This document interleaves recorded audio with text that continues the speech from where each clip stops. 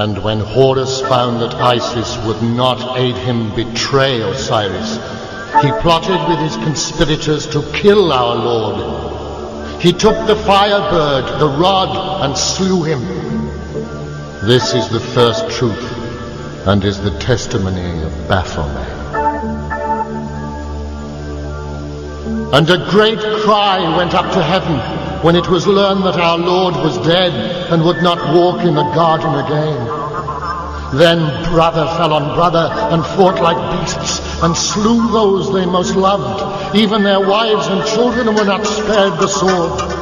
Much blood was spilt to his name, and the suffering was terrible.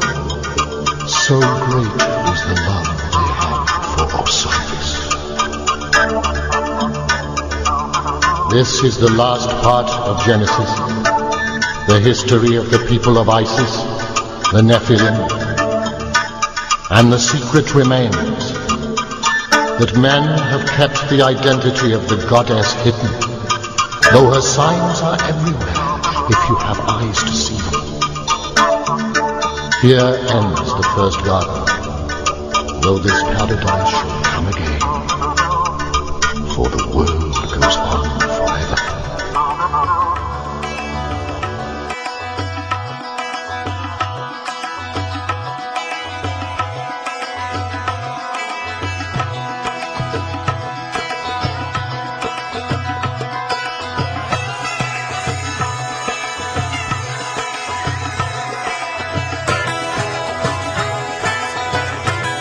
One scientist, I don't recall who it was, made an interesting comment that the universe is not stranger than you imagine. The universe is stranger than you can imagine. And the point being is that you haven't learned anything until you understand how the pyramids were built, the geometrics, the harmonics, the well-established mathematics. I don't see how anyone could possibly say that they are well informed about the modern day world and not realize the importance that this country has played in the development of Europe and the rest of the world. I remember someone saying a long time ago, always trust a person looking for truth. Never trust the one who's found it. The point being is that real divine truth is far, far out ahead of whatever we might begin to understand. Manly Palmer Hall, one of my very good friends, said in one of his lectures, if you can intelligently explain to an audience something about God that everyone can understand, and that proves that you don't know anything about God. Because the God that your pea brain could understand could not be the one that created the universe. The one that created all things is far, far loftier than we have given a correct view of.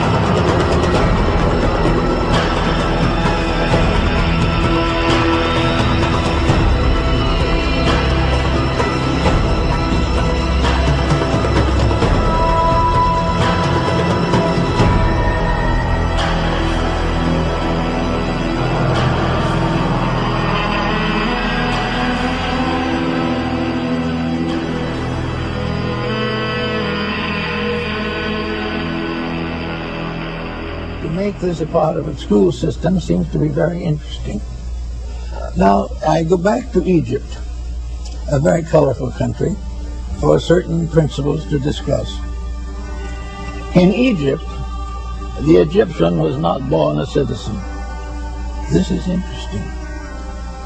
When you came into the world, you were an Egyptian, but you were not a citizen of Egypt. You might have been born on the steps of the pyramid, but you were still not a citizen. This was because it was deemed that citizenship, mature participation in the labors of the state, required dedication, enlightenment, consecration, and if necessary, self-sacrifice. Now, children in Egypt, up to around 15, 16 years old, wore a child lock of hair. It kind of hung down over the left eye and down onto the shoulder, a thin lock of hair. And this was called the child lock. And as long as that lock of hair was there, that person was not responsible for knowledge which he did not possess. He could not be blamed for mistakes that he did not know better than to make. But there came a ceremony finally, and in the presence of all concerned, the priests of Thebes and Luxor and Memphis gathered together those who were aspirants to become citizens of Egypt. And they had a great ceremony and convoked the gods and made these young people accept the responsibility of Egyptian citizenship. And from the records we still have of those old times, we get some key to what the instructions were. The first instruction was, you must obey the laws of the gods of Egypt. You must obey the laws of Osiris and Amenhotep. You must obey the laws of the state.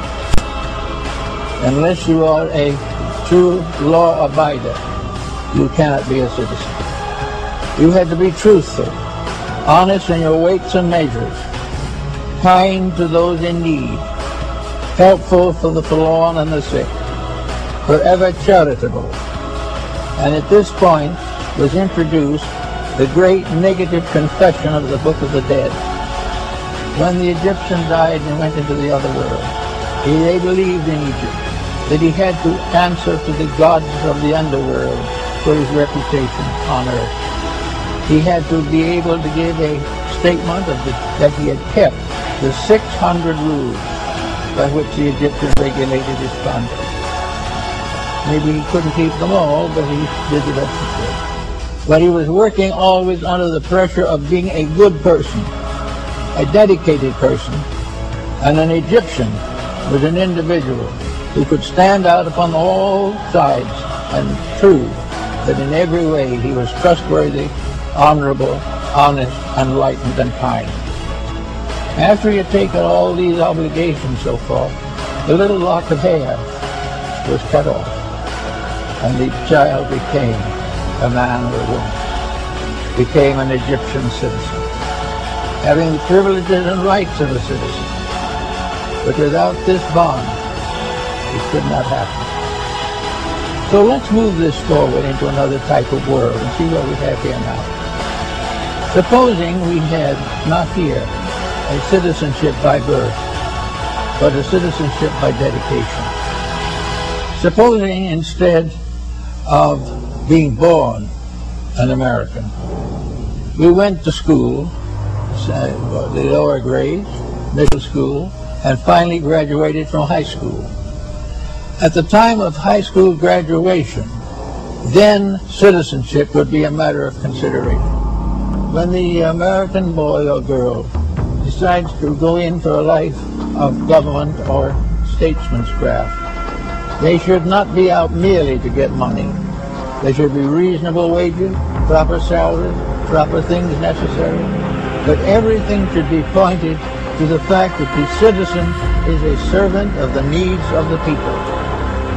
Now, if we began producing people who at the age of 14 or 15 decided they wanted to be Americans,